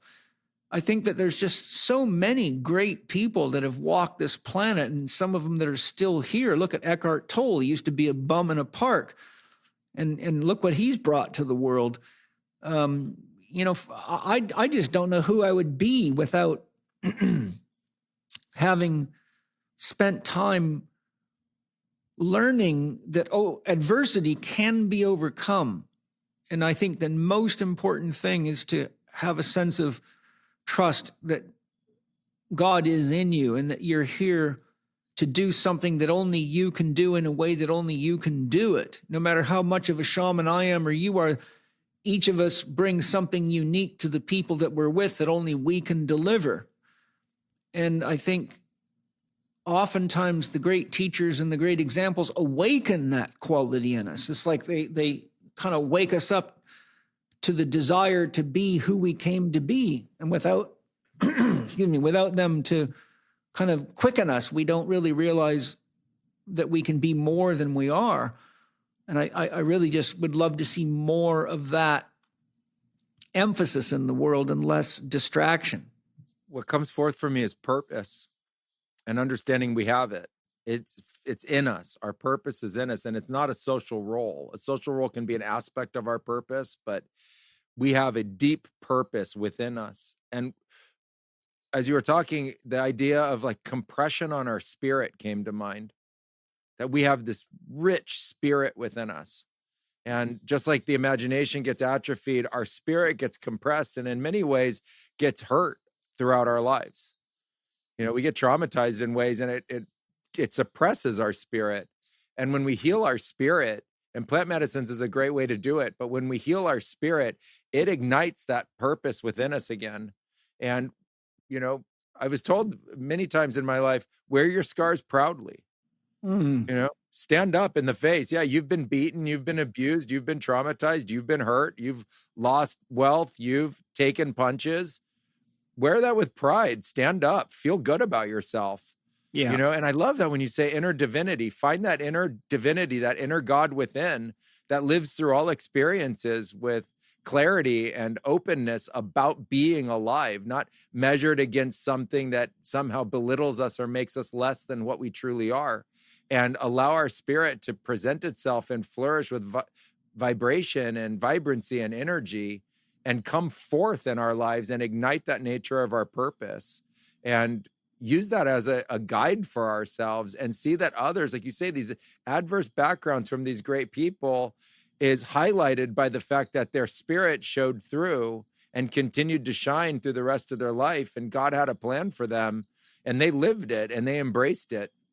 And that's that fundamental sovereign choice within us. I think using that choice to heal our spirit and know that our spirit is strong within us and you can feel it when it is. It goes right through the core chakras. It goes right through the heart. It goes right through your cells. You feel that in you and your spirit is healthy and strong. And it's okay that we've gone through tremendous adversity. In fact, I think it's character building. It's a sad but true rite of passage to survive that and then learn how to move on from it. And the healing path is part of that.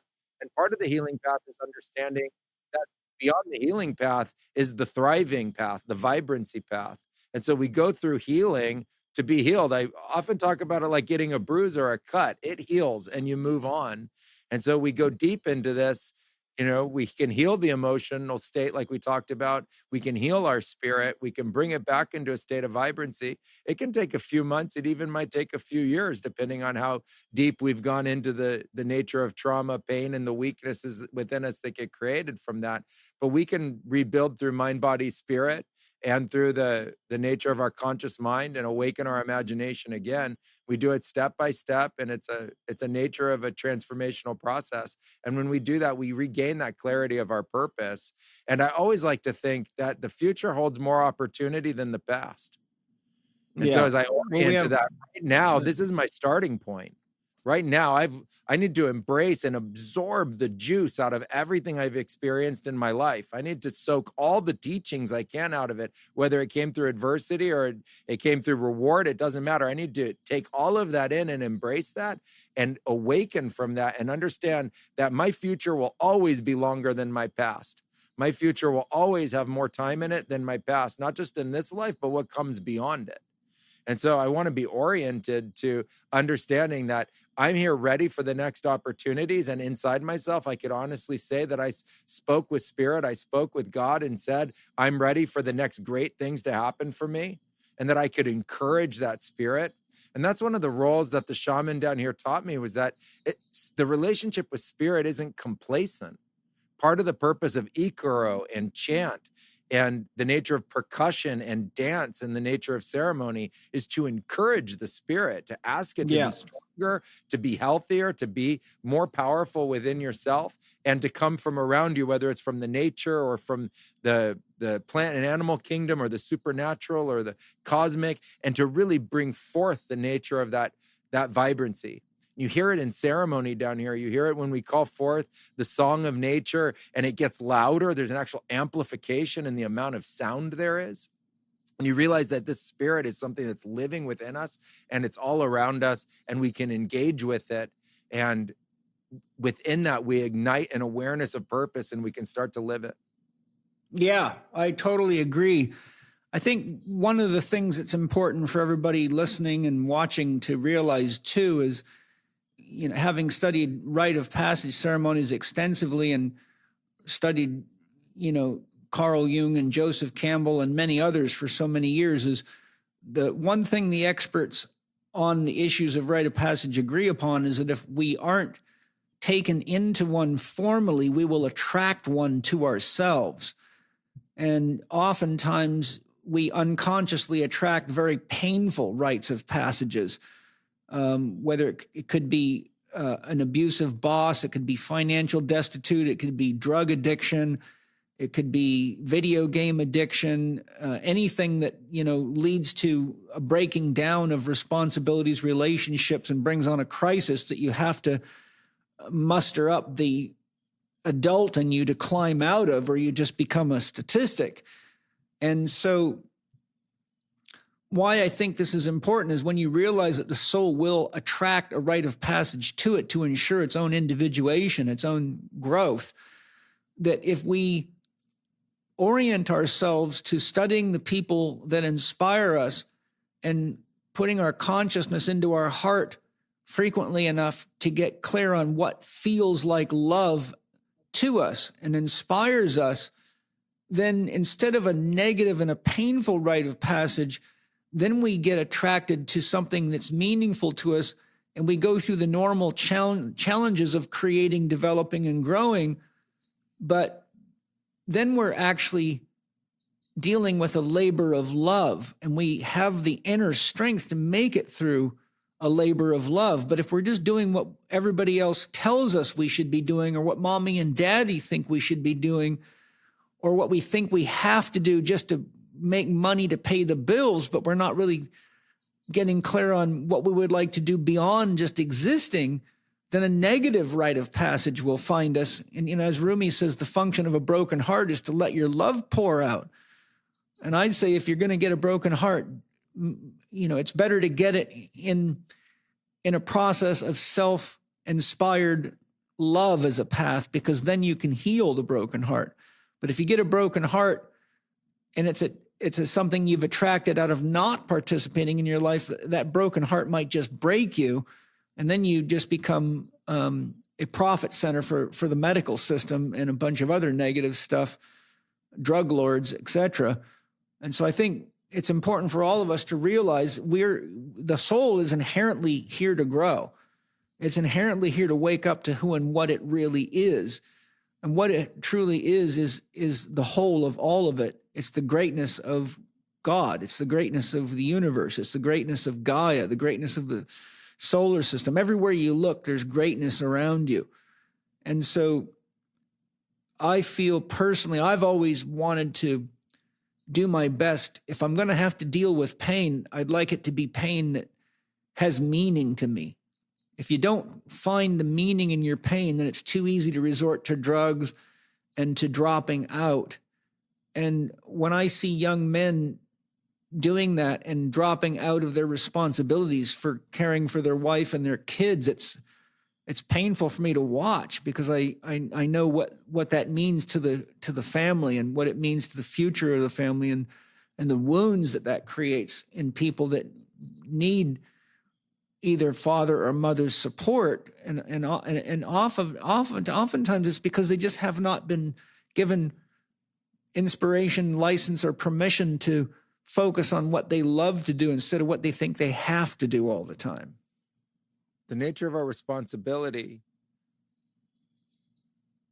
is something that we must embrace within ourselves. When I was younger, I wanted to blame everybody and everything. I wanted to fall into an externalization of the nature of my own fate. And through apprenticeship and with the plant medicines, you realize that there's very little integrity in that. You find yourself in a big sea of consciousness and sacred geometry and spirit and energy, and you realize you're in this for the long haul. Coming to Earth is the easiest path of destiny. Coming and being human is a big deal in this cosmos. I'm not sure how it ranks in the whole universe, but in this cosmos, it's a big deal to come here to Earth and be human, especially at this time. And you in your awareness and in your mind and in your soul and in your consciousness, you came here for a purpose and a reason. And I learned we had to take responsibility for that. And it was really hard when it seemed like that responsibility was against me. When it seemed like every force was pounding at me, ripping me apart, taking from me, harming me, pushing me, belittling me. And, I would experience an understanding that if it happened to me once, I could do it to myself over and over and over again. I could learn it really quickly. And in the last years, I've came to the idea of what I think of as aligned relationship or right relationship. And I realized I needed to come into right relationship or aligned relationship with myself, with the earth, with the forces of this galaxy, and with the entire universe. Whether you call that the universe or God or source or creation, to me, it doesn't matter. It's the whole thing. I don't think the whole thing's in debate. There's the you, there's the whole thing. Like, it's pretty clear that the whole thing is pretty existing right now.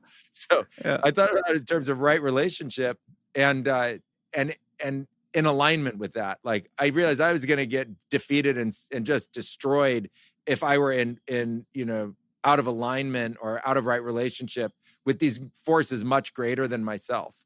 And it allowed me to understand that I could take the pain that I had been through, which was tremendous. I've lived through a lot of trauma and a lot of physical pain as well, from different injuries and surgeries and nerve damage. And I came to realize, through that you can get the juice out of all of that pain, and you can learn from it, and you can reorient when you get into right relationship with the earth and, with the whole universe. That's a choice to do that. I totally agree. And, when people come to me, and always have throughout my career, I'm always looking to find ways to convert pain and limitation into freedom and go in the journey of enhancing and using our creativity, which is why art therapy has been such an important part of my approach to healing, because I think it's so simple and it's so magical and so easy to do. And all it requires, literally is a pencil and a piece of paper if you want to start at the bare minimum. I mean, I think people would be amazed at what happened if they just spend 10 minutes a day doodling without any attachment to the outcome and just see what wants to come out of them. And then after a month, just look at those doodles like you're looking through a book, and you'll see an amazing story emerging from your unconscious. And you go, holy shit, look at that. Or bring it to someone like me or you that can recognize symbols and tell you what your soul is trying to tell you. And I just feel that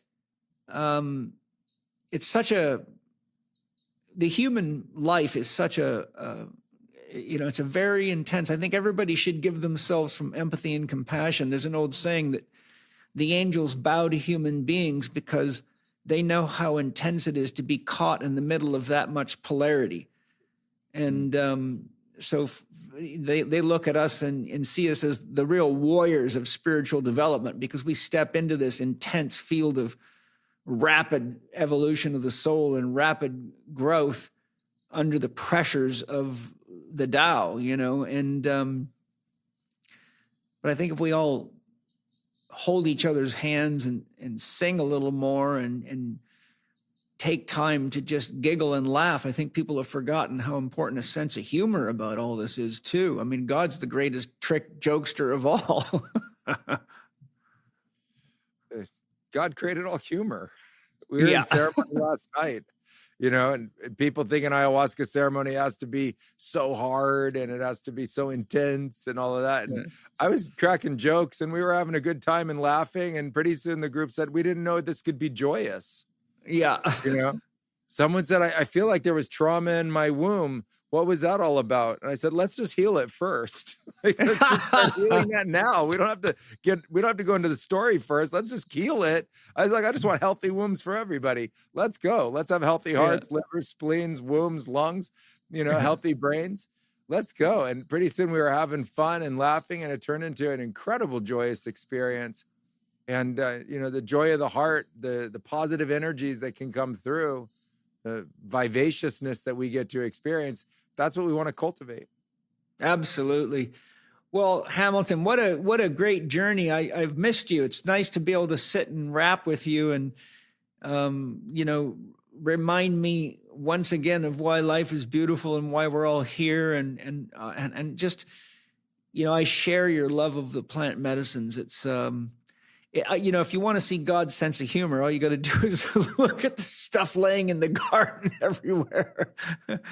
The insects, the animals all know what to eat and drink when they're feeling like shit or in pain. It's us that's gotten confused, It's funny because in my library, I have a book, a really comprehensive book on psychedelics, and it shows that pretty much every animal and insect ever studied knows exactly what its drug of choices are.